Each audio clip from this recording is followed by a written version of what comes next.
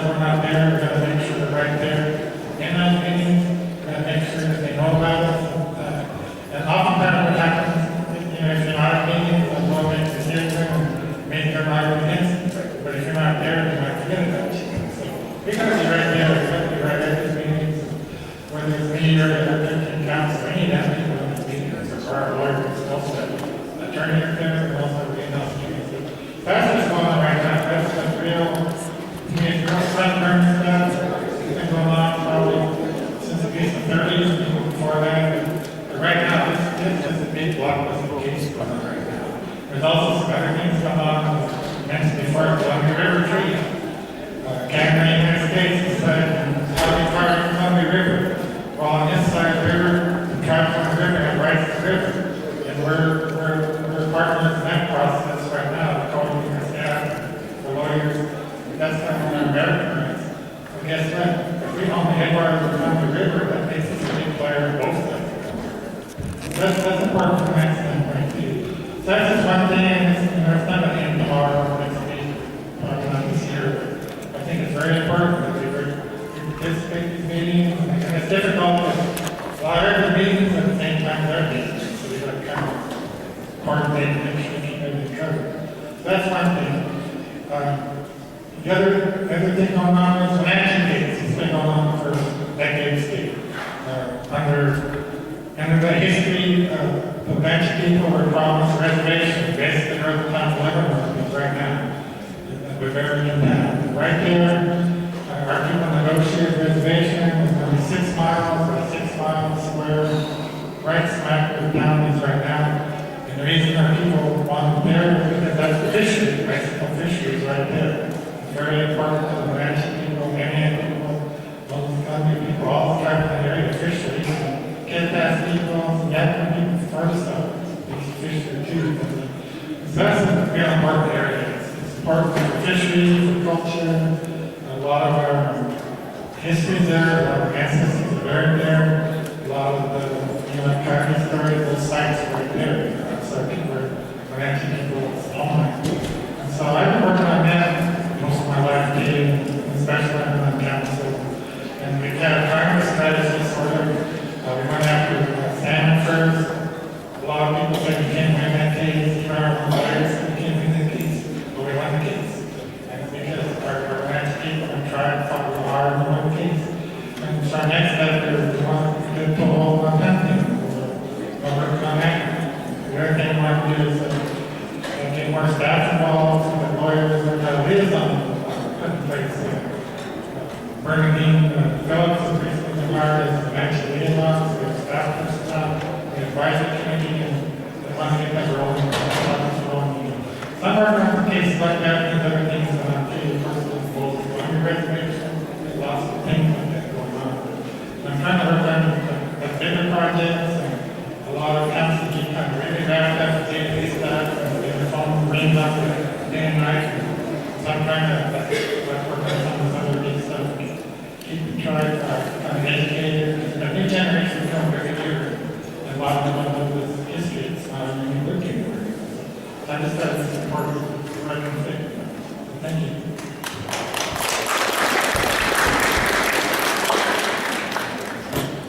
Serious? Well, my name is Alan Hampton, and I want to thank Mike for mentioning the stuff up in Canada and stuff I'm dealing with. When I got on, you know, I thought I was going to be involved in the shit that the tribe was involved with. No way, impossible. So I had to figure out what I was going to focus on. So what I decided on was the Sinice issue up in Canada and becoming a delegate to the ONA and joining that fight and helping. And then I also joined the CRT Columbia River Treaty issue. Vice chair is the UPEP committee, United Tribes Commission out in Spokane. We have been going around, we're having meetings with all the other 15 tribes, all more than that actually, but every tribe that's along the Snake River, the Columbia River, we're trying to all be on the same point, you know, because we're going back to B.C. here in a couple of weeks, so we got to convince those people to jump on board with us, you know, so that we can, if we get this Columbia River treaty, and before, you know, the treaty was done, and we weren't even talked to, we weren't even collaborated with in any way, shape, or form. It was basically built the dams in front of our land,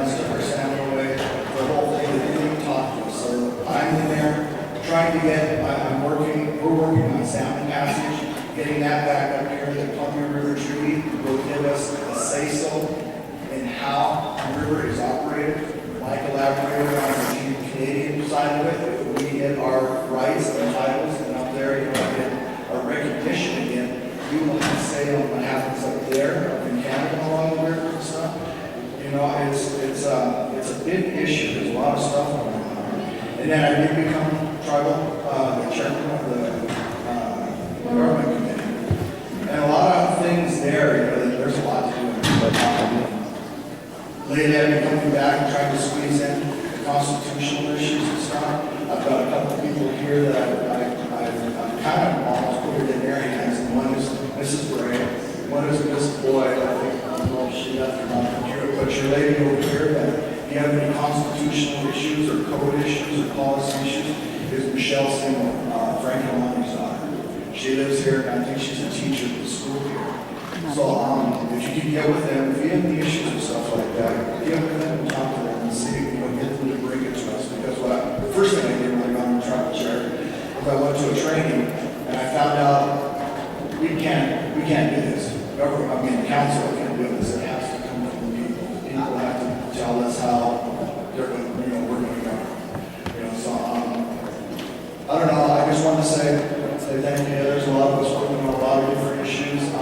I have backed off on a lot of other. We got like health and stuff. Andy does that. You know, we got law and justice. We have so many different issues and stuff. We can't all get involved in everything. So I just want to let people know what I'm involved with. If you have something to say to me, come talk to me. I always answer the phone and always answer emails. So thank you.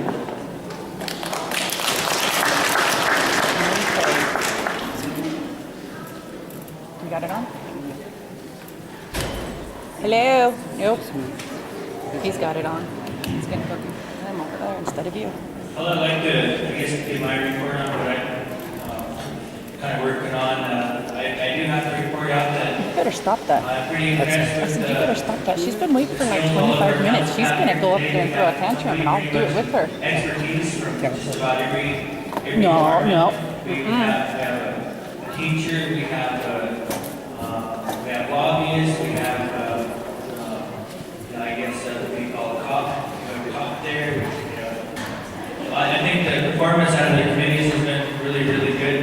I'm pretty proud to say that, we have a chairman that can keep us all in line and keep us all working together.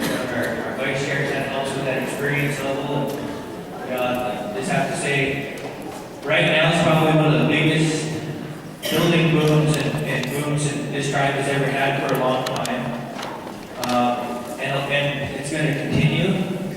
So some of the things that, when I first got on, probably the largest shortfall we have, the shortcoming this tribe has to do with infrastructure.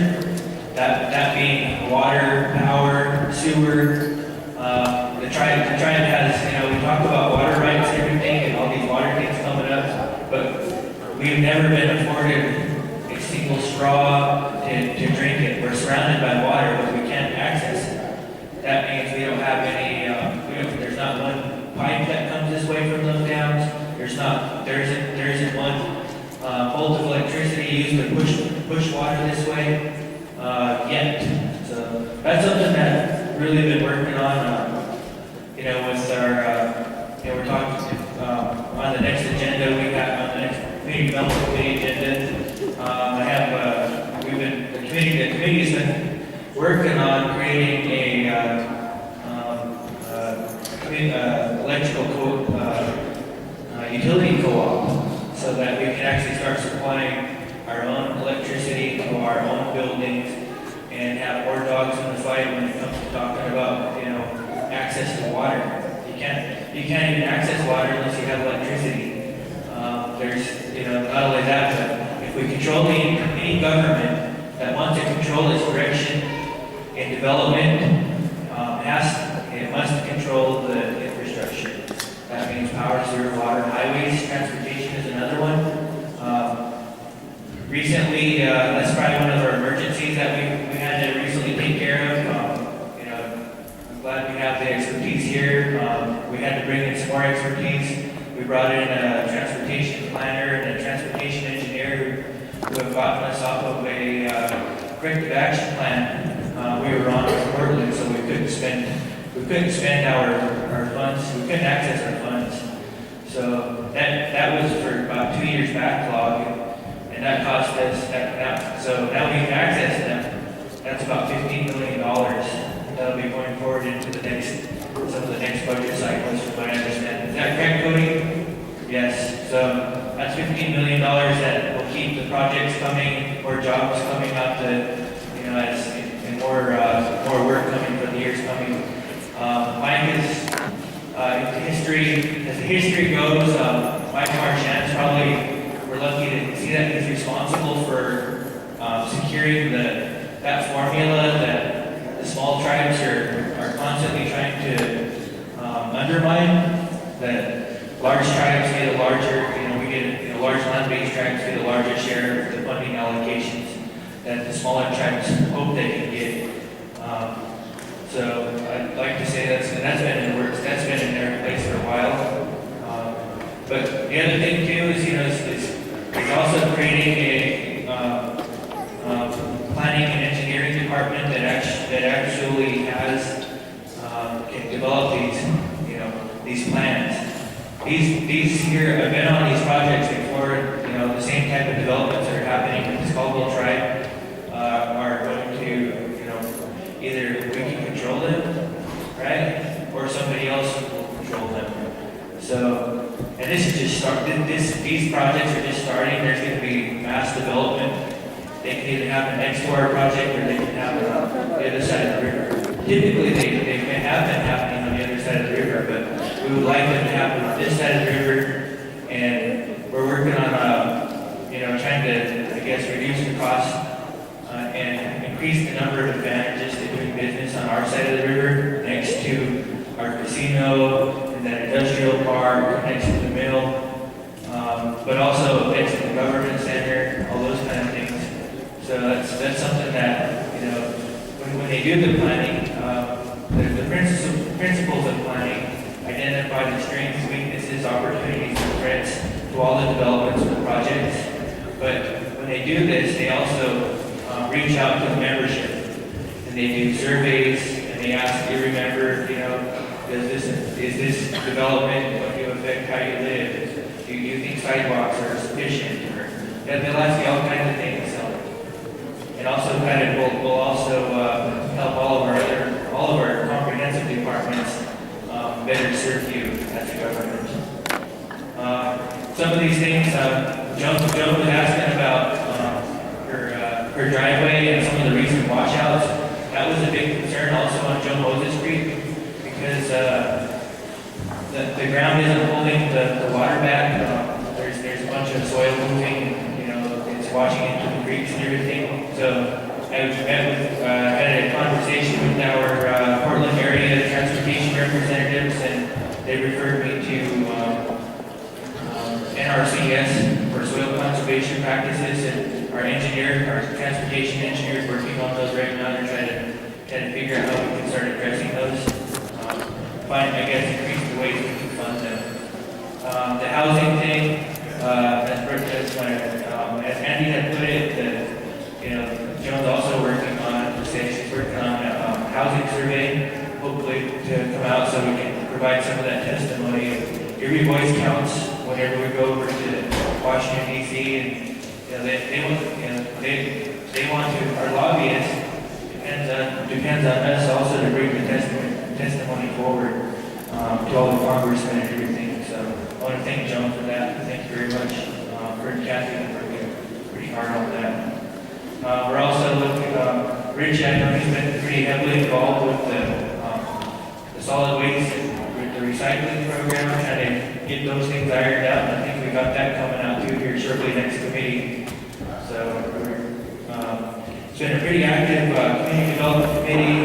There's been emergencies in there, but the bottom line is that we're coming into $15 million more dollars of funding that was backlog, and also that a new addition to our tribal code for a tribal electrical utility co-op that the tribe will actually have access to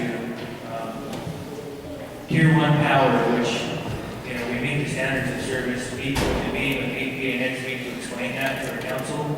So basically free power that, an advantage that we actually have over other people, or other utilities, and also the ability to regulate utilities on the reservation. So hopefully I can get that out through committee and into the legal process where they do comments.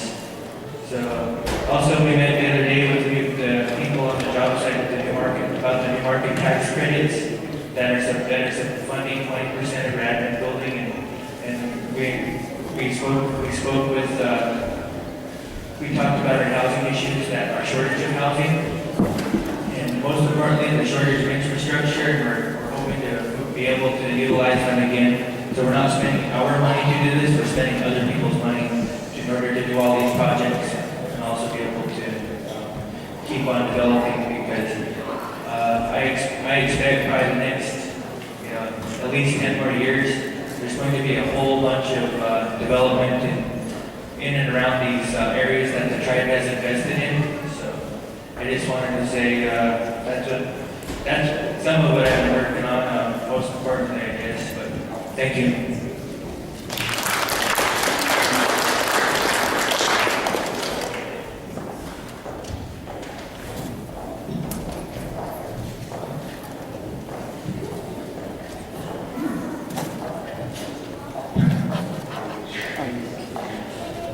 Folks, we're getting these signals about wrap it up.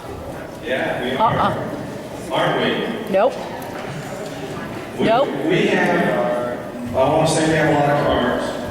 Not a lot, I thought we'd get more. She's been waiting for like 40 minutes. Oh, yeah, we have one more? We have 2 more. There was another gentleman that's been waiting for about 40 minutes as well.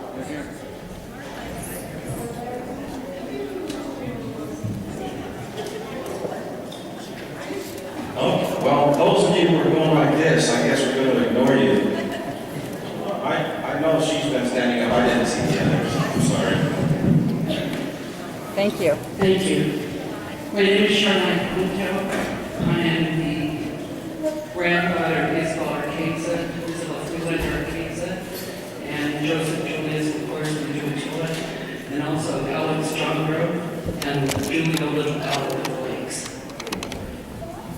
First of all, I thank you for being so patient, and you should give my signature. I just wanted to make a comment on how I had a questions. This is reading that. One of the things that has come up probably every year at the general membership meeting, and I know because I brought it up. I'm very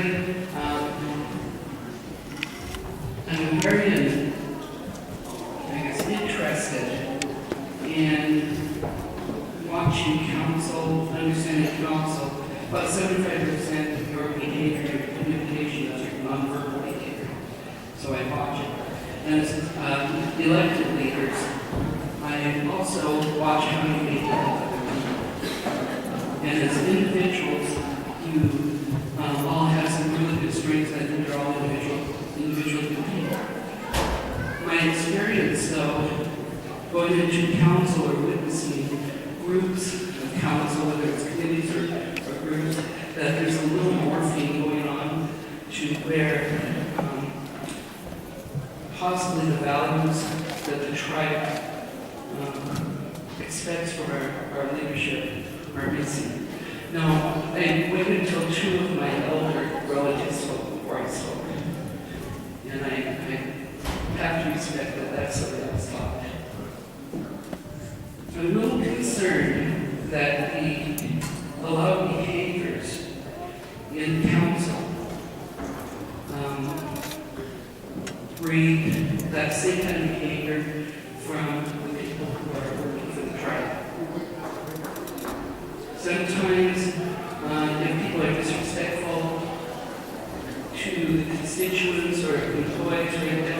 the tribes, then some of the employees act out as well. I don't think that a lot of what we are looking at now in terms of the policy development, in terms of discussions about that don't include membership, reflect the values that we expected.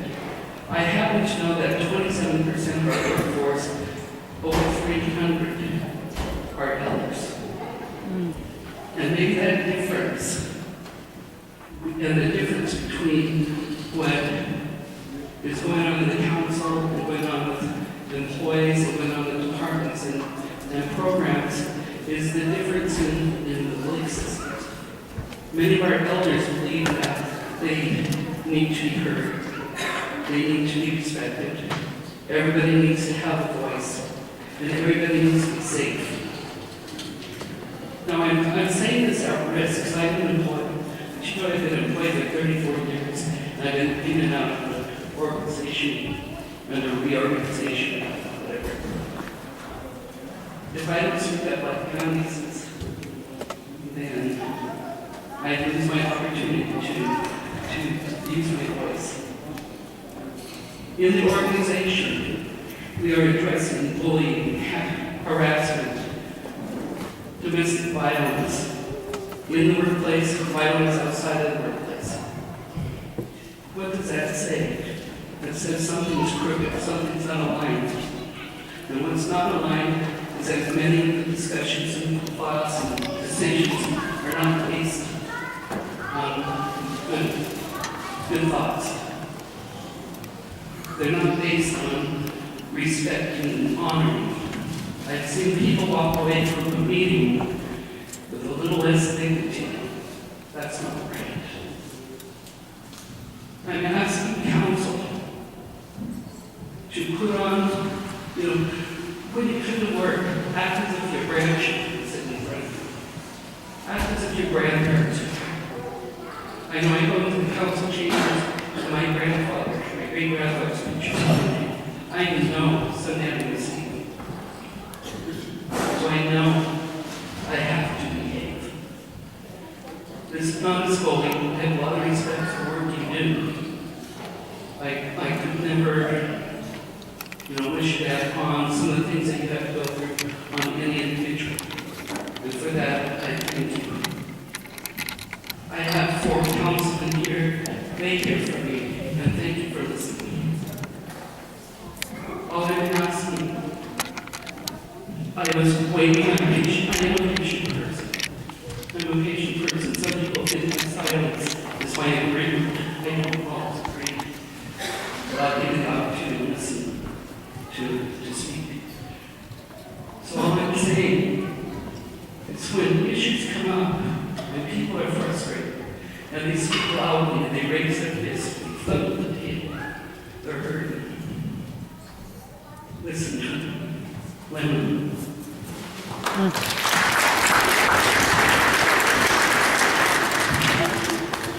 I would ask a question back to Francis. You were talking about the policy handbook, is that right? That they were talking about? Well, I'm really grateful we have a council that's all here. I've seen the bad, the ugly, and the good. I've never seen so much progress in I don't know how many years. There was a gentleman that asked those questions. But I worked for the Colvin Confederated Tribes, and I was abused in those positions that I worked in. I had directors and people that were higher up than me. We never had the opportunity to come up to the council and tell them, because if we dared again, we got disciplined. And when it comes to changing the policy, right, for the Colvin Confederated Tribes, I think, us past people have a right to tell you what we think too. Not just the employees of the Colvin Confederated Tribes, everybody, because we all got affected by working in the workforce for the Colvin tribe. And it wasn't always pleasant. You have to look at some of our supervisors that were major, some of them were psychotic, and they treated us like shit.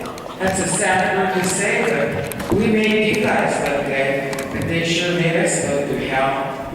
So when you talk about changing some of the stuff in that policies and procedures, I would certainly like to see that, but I can still read and write, and I know what happened to me. And it's still happening to people. They don't have a right to say anything about those directors, because my God, if they dare do, they'll get in trouble. I know that. But boy, when those directors go out and do crap, do they get in trouble? A lot of you people up there, you don't look at them, you don't sleep like we do. I see them now because I'm out there. But I just wanted to say that because I feel like I want to be a part of that too. I want to be able to have some say, some changes, because I think it's really important. Thank you. I'm going to address a totally different situation here. As a council, member, council people, you guys ought to be ashamed of yourself in this area. It's really important. Every one of you have relatives are affected by drugs and alcohol. We're building millions of dollars in administration buildings, millions of dollars in our casinos. Yet, you guys, we don't have a treatment center. Why, how come? Tell me. I've been asked this, I went to a district meeting last fall. No council are no longer there. I told them, you guys ought to be ashamed of yourselves. This is why. You're looking at yourselves first. We got a fancy building. Yet there's people dying on the street from drugs, alcohol, meth, and all the other related issues. And I hope you guys can see this. Hey, Jelaine, Keller, and Spiel Womack, you're all affected. Can you see it? Don't you guys think we need one? Yep. Get your hands on your pockets, go to work. Thank you. Look at that.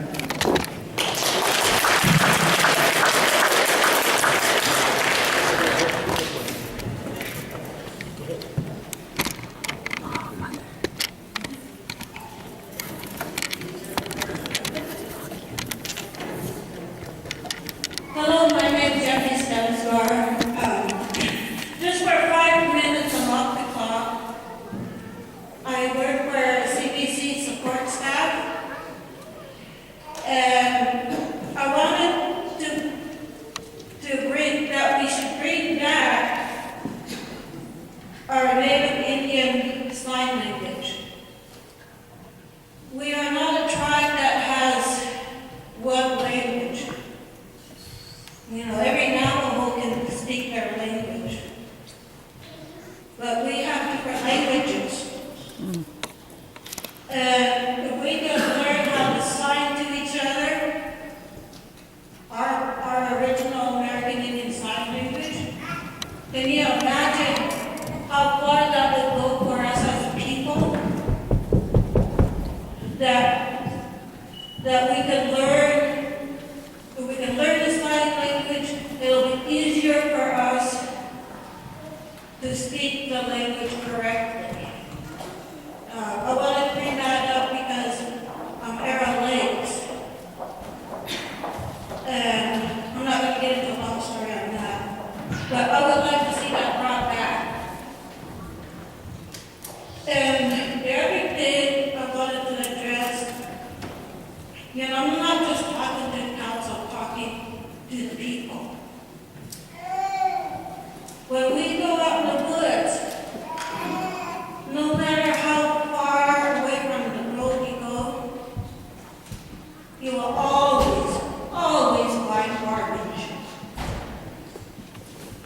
And, you know, it would be cool, like if I'm out in the woods, I see garbage, I'll pick some up, you know, and if I'm too far, can't carry it with my huckleberries, you know, I'll at least stack it. But, you know, as a people, we need to learn to take care of our earth and our tribe and the places off the reservation where we dig or pick. But I wanted to at least say, you know, if we can bring that Native American Sign Language, I think that if we could bring it back, that would be so awesome to see it come back. So if I can't say the word right, oh, you know, I'll get it. I'll learn fast.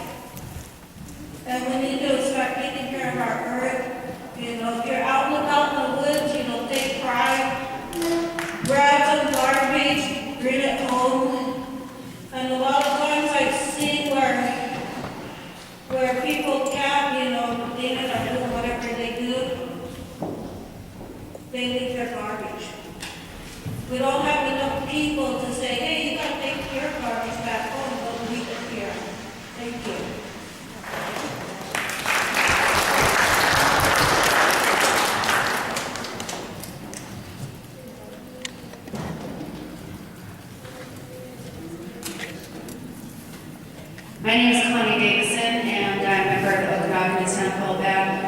And I just want to kind of reiterate that something that Mandy said, talking about the tribal jurisdictions class that is currently offered through Wenatchee Valley College.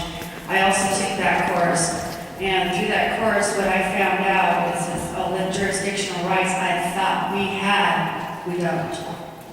And I would like to see that, to be on council, that all council people should take this kind of class, so that when you're out there in those meetings, and you're meeting with important people on important things, that you understand whether or not we have the jurisdiction in those areas. And jurisdiction is something that we have to fight for every single day. It's only in Indian country where land use jurisdiction is not black and white.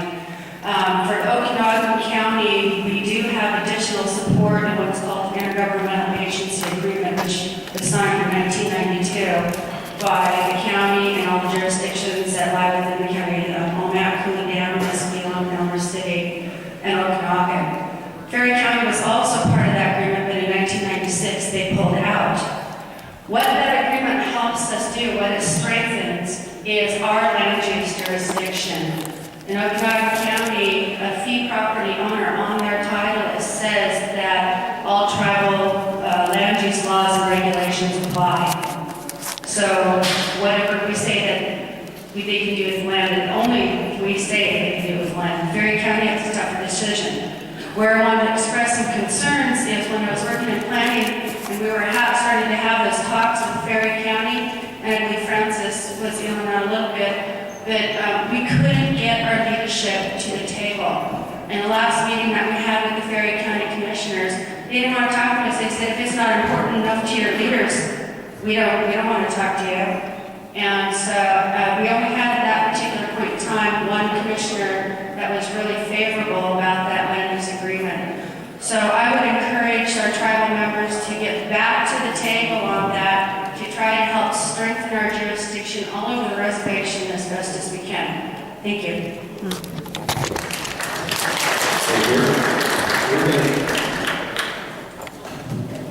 We're going to do one more.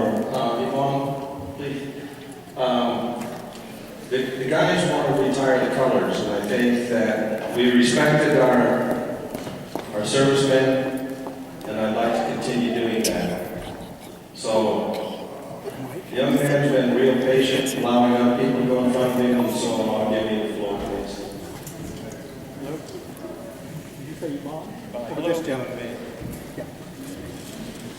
Hello. My name is Richard Butchers. Some of my elders are here. I was born in Vancouver, British Columbia in 1980, and because my mother is Caldwell, I'm a member of the Caldwell tribes here. I like to vote. I appreciate every one of you being here today, all of those that couldn't make it, and all those that wanted to be here. I want to express some interest that I have, like the unspoken laws of the land, which have been here for more than 10,000 years. And in a territory that I'm concerned about would be from Bella Coola to Tillamook to Flathead. And it's a huge, large territory. But my concern is the interest, or the relationship that we here have with all of that and every living thing. And I'm really concerned about water popping out right now. Just in general, I'd like to say white to everyone here, and in that meaning, everything is how it's supposed to be up to this point, and together we can make it even better. I didn't really practice for this, but I'm really grateful for the infants, and the youth, the adults, and the elders. Really grateful for the east, and the south, and the west, and the north. Thank you. Spring, summer, winter, and fall. Grateful for all the teachings which I've gotten. On my father's side, my grandmother,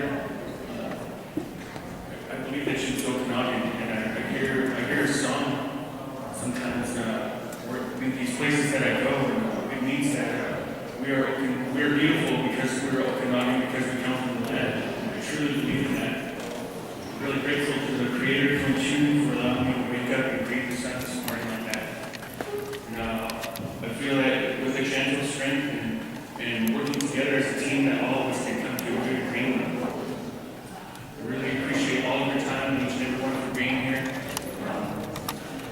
there's a lot on my mind, and what's in my heart are things that it's really hard to put into words. So if you see me and you ask me, I'll be more than willing to help. I have children, and they're enrolled pro. I'm working my best to be a good father to them and to get them back into my life and have them know that their dad loves them in a good way. I've witnessed the sign language, like I've heard another elders speak in that country, in the Croatian country, and some of the younger people there, they don't speak the language. They use sign language, and I learned some of that language from listening to a man that was way better at the sign language than he was at the spoken language. So, to me, spoken language is a lot of what everything here is all about. You know, I wish for everyone to respect each other and live in love and trust and peace and harmony, and I think together we can all do that. So, I don't want to take up any more of your time here. I really appreciate the veterans as well, and everyone that's come here in a big way. And that's what's in my heart. Thank you.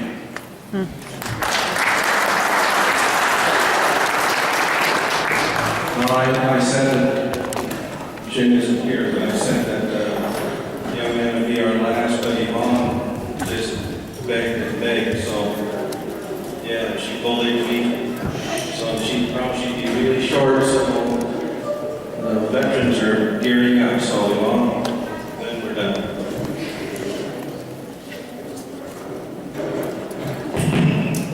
Mel, thank you, Mel, and thank you, Council, for giving me this little short opportunity. What I wanted to say is that I'm really pleased with the representation we have today on our tribal council. Albeit a week ago or so I felt slighted, but nevertheless those things happen. The message I want to send is that we have got to know as a people, you particularly as our leaders, you have to know where these people, our people, have been and where we're going. It's critical. If you do not know your history, then you cannot plan for the future. You are fortunate, in my eyes, to have Mel Tenasket in your ranks. And the reason for that is because he has a lot of the political history of our people. Please take advantage of that. Thanks. I just wanted to say that, before we leave, then we're going to do the colors here. Voting is coming up pretty suddenly, and register to vote and vote. I mean, the things that we're talking about is going to take legislative action. And every time we go to the Hill, we're asked, do your people vote? And we would really love to say, yeah, all of our people vote. And this is going to be a particularly tough election year, fighting over who controls the Senate and who controls the House, and who's going to be our president in 16. Take that as serious as you take us. Take it even more serious, because we're hoping that we can make some change, and we can't do it unless we show strength at the polls. And then I would also like to give condolences to the Quintastic family. You heard that we had a death this morning, probably. If you didn't, Raymond Quintastic died this morning of cancer. And so some of our hearts are heavy. And so in your prayers tonight, keep the Quintastic family in your prayers. So with that,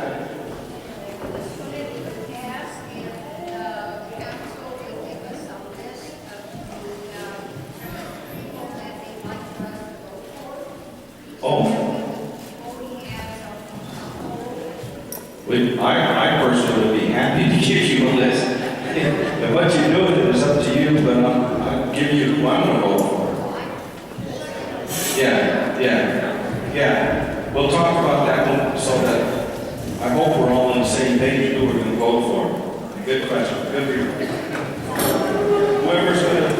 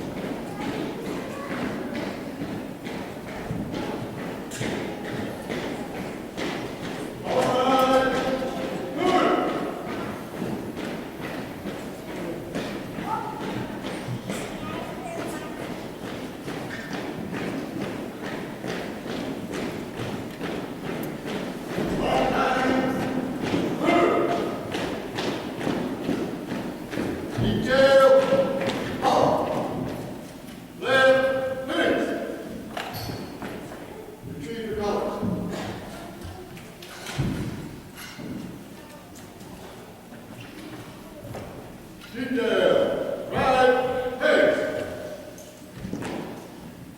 Colorado, color.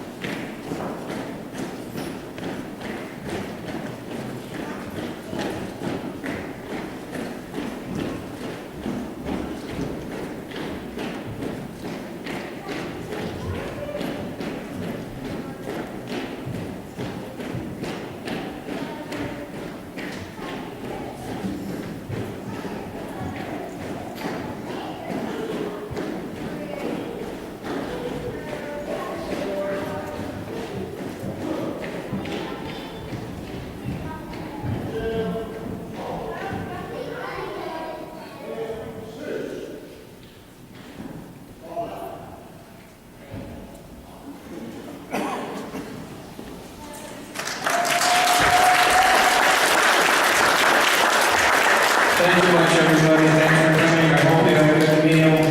Hopefully next year we can make it better. And I think we're giving something away, huh? There's something being given away, so don't leave everybody.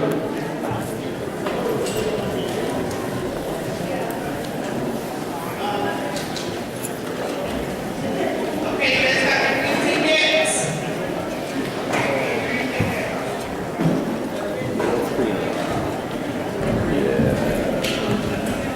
Tear it down. Better than the setup. That's usually the way it goes.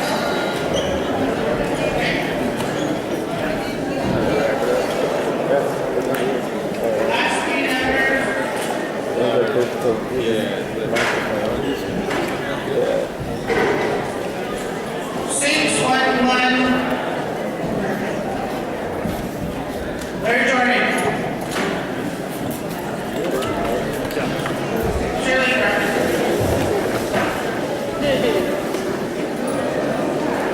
This one is Michael Marcelli. Somebody grab it, Mark,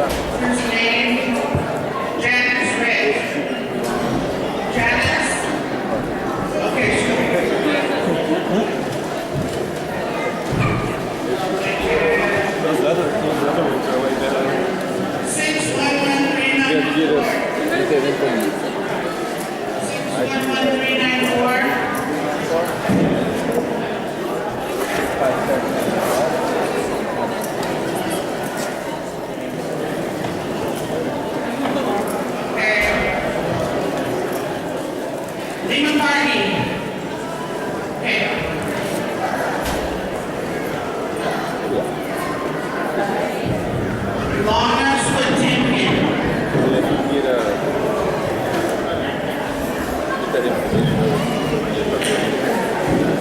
Huh? Give us a good recommendation. Oh yeah, they still make these. 611356. These are the RE2s that the electrical place. They're the best ones on the market. As far as I'm 611170. yeah. 61170. Ready to go. So we can just not only here, but together. Well, let's do it with the projector. Yeah. Let's do a small little board.